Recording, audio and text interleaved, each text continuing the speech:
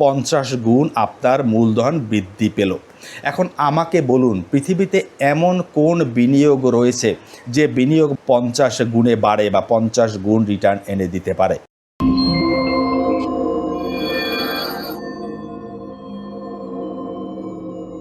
আজকের এই ভিডিওর থাম্বনেইলে আপনারা দেখেছেন কিভাবে আপনি 15,000 টাকা বিনিয়োগ করে 4 লাখ টাকা লাভ করতে পারেন।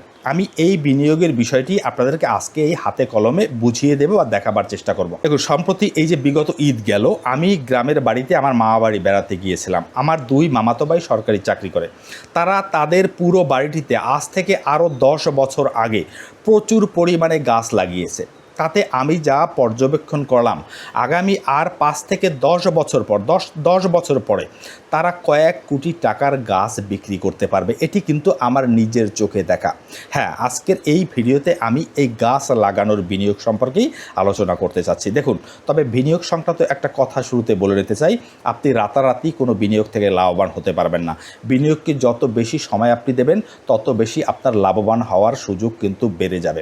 দেখুন, এই বিনিয়োগে যেতে হলে আপনার দুটো বিষয় থাকতে হবে। এক হচ্ছে আপনার জমি থাকতে হবে, দ্বিতীয়ত হলো এই বিনিয়োগকে লম্বা সময় দেবার মানসিকতা আপনাকে রাখতে হবে। এই দুটো শর্ত পালন করতে পারলে আপনি এই বিনিয়োগে যেতে পারেন। ধরুন, আপনি যদি মেহগনি, কড়াই, রেন্টি বা সেগুনের 100 চারা রোপণ করেন, 100 টাকার প্রতিটির দাম যদি 100 টাকাও হয়, আমি জানি দাম এর চেয়ে কম, তারপরও আমি 100 টাকা ধরে নিলাম, তাহলে 100 চারার দাম আসে 10,000 টাকা। আমি সেখানে বাড়িয়ে আরও আপনার 5,000 টাকা মজুরি এবং পরিবহন খরচ হিসেবে ধরলাম, তাহলে 100 গাছ রোপণ করতে আপনার কিন্তু খরচ হচ্ছে 15,000 টাকা।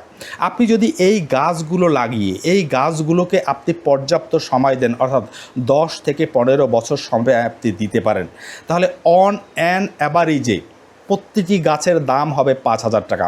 আমি ধরে নিলাম কিছু গাছ ঝড়ে ভেঙে যাবে, কিছু গাছ দুর্বল হবে, কিছু গাছ নষ্ট হবে, তারপরও আপনার ওই 100 গাছ থেকে কিন্তু 80টি গাছ অবশ্যই থাকবে।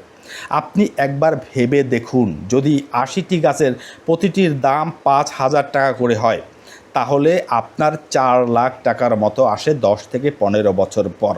আপনার কাছে এটি কম মনে হতে পারে, কিন্তু আপনি যদি একবার ক্যালকুলেশন করে দেখেন যে মাত্র 10 থেকে 15 বছরের মধ্যে আপনার যদি 15,000 টাকার বিনিয়োগে 4 লাখ টাকা বিক্রি করতে পারেন, তাহলে বৃদ্ধি কত হলো, অর্থাৎ 50 গুণ আপনার মূলধন বৃদ্ধি পেল।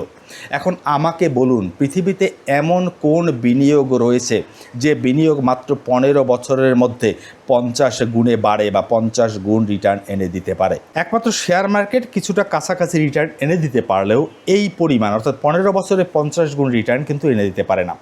আর একটি কথা হলো, এটি কিন্তু বলতে গেলে একেবারে ঝুঁকিমুক্ত। বড় ধরনের যদি ঝড় ঝঞ্ঝা না হয়, তাহলে গাছ ক্ষতিগ্রস্ত হওয়ার কথা নয়। আর কাঠের চাহিদা যতই বিকল্প আবিষ্কৃত হোক না কেন, এর নান্দনিকতার কারণে কোনো দিনই কমবে না। আর একটি কথা হলো, কাঠের কিন্তু আর একটি বিষয় রয়েছে, সেটি হচ্ছে লিকুইডিটি।